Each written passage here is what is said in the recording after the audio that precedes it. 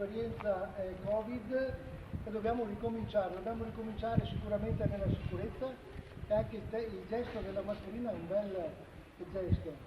Si ricomincia, ma si ricomincia nella insicurezza, mettendo in sicurezza tutti, soprattutto i clienti, e dando un messaggio di comportamento, perché la mascherina ce la terremo per i prossimi mesi, se non per il prossimo anno, però non possiamo rimanere chiusi un giorno in più.